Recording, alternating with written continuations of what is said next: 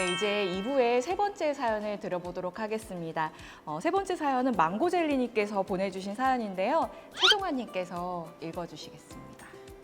28세 1년차 직장인입니다. 파트상 2인 1조로 업무를 하고 출장이 잦은 업무입니다. 출장 중 짧으면 30분, 길게는 2시간 30분 이상 함께 차로 이동하게 되는데 이분이 정치 이야기를 너무 좋아하십니다. 정치, 종교 이야기는 친구 사이에도 조심스러운데 이렇게 하루 중 가족보다도 오래 있는 분이다 보니 갈등을 피하고 싶어서 무조건 공감하는 척 하고 있는데 너무 스트레스 받습니다. 어떻게 하면 좋을까요? 이런 선임이 있으면 저도 참 함께하는 내내 스트레스 많이 받을 것 같은데요. 특히 이 정치 이야기, 종교 이야기는 친구 사이에서도 조심스럽게 여긴다는데 이 망고젤리님께 또 해주실 만한 조언이나 팁 어떤 것이 있을까요? 정치 이야기는 방금 망고젤리님의 사연에서 나왔던 것처럼 종교 이야기와 크게 다르지 않아요. 이 두 가지는 일종의 세계관이거든요. 근데 이 세계관이 갖고 있는 역할이 있어요. 그러니까 기본적으로 이 종교 이야기도 마찬가지고 정치 이야기도 마찬가지고 이 세계를 이해할 수 있게끔 틀을 지어줘요. 기독교의 경우에는 신의 창조와 그리고 예수의 희생, 이걸로 이 세계를 설명하려고 하고, 정치 이야기의 경우에도 자본주의는 시장의 자기 조정 능력을 가지고 세계를 설명하는 이론이에요. 민족주의 같은 경우에도 민족의 중흥, 역사적인 발전 이런 걸 가지고 이야기를 만들어내죠. 하나의 세계를 이해하는 틀이 되는데, 그렇기 때문에 이게 조심해야 되는 건 이 세계관이 단순히 하나의 이야기가 아니라 자기 자아의 일부를 구성하거든요. 종교인과 비종교인 사이에서 사실 근본적인 차원에 들어가면 대화가 잘 되지 않습니다. 그래서 종교 이야기와 정치 이야기를 조심해야 하는 거죠. 그런 맥락에서 이 선임분은 너무 부주의하다 이런 생각이 좀 들긴 하네요.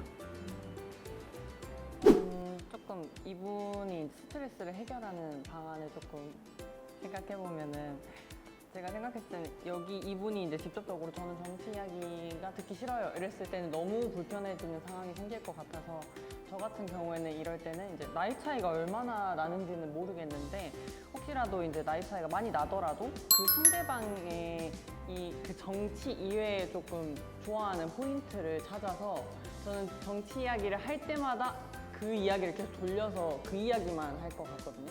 일부러? 네. 화제를 발견한다. 일단 그 이야기가 너무 듣기 싫으니까 저는 이제 차라리 내가 노력을 해서 그 사람의 다른 관심사를 찾아가지고 그 이야기를 계속 하면은 또 이제 그 이야기로 갑자기 이제 화제가 전환되면서 그 이야기를 하고 정치 이야기를 안 하게 될 것 같아가지고, 그런 식으로 좀 스트레스를 조금 줄여보는 방안이 어떨지, 그게 좀 가장 최선의 방법일 것 같아요. 제가 앞서 정치 이야기가 종교 이야기와 마찬가지로 일종의 세계관이라고 말씀드렸는데, 선임분께서 이렇게 계속 정치 이야기를 하는 이유는 내 생각은 이런데 너는 어떻게 생각하느냐 확인받고 싶어서 이런 이야기를 자꾸 꺼내는 건데, 저는 직접적으로 나는 이 이야기가 싫습니다 라고 술자리에서 한번 이야기를 하거나, 아니면 간접적으로 나는 당신과 생각이 다르다는 걸 자꾸 표출함으로써 당신이 나에게 이야기를 해도 그런 안정감이나 확인을 받지 못할 거다, 이런 이야기를 해주는 게 어떨까 싶습니다. 망고젤리님 글을 보면 이제 갈등을 피하고 싶어서 무조건 공감하는 척을 하고 있는데 너무 스트레스를 받는다고 말씀을 하세요.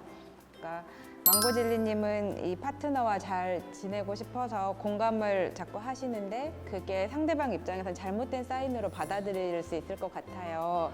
아, 이분은 나와 정치 성향이 같고 이런 이야기를 좋아하는구나. 그렇기 때문에 또 이제 이야기를 상대방은 계속 할 수도 있다는 생각이 들거든요.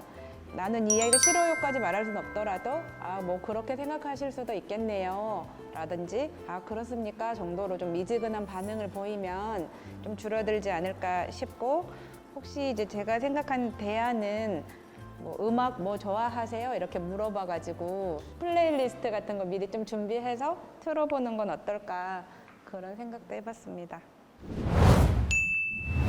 망고젤리님 정말 고민이 많을 것 같습니다. 저도 이 사연을 들으면서 만약에 정치 이야기가 아니라 종교 이야기면 어땠을까라는 또 생각도 들면서 좀 많은 스트레스 받고 있으시겠다라는 생각이 들었는데요.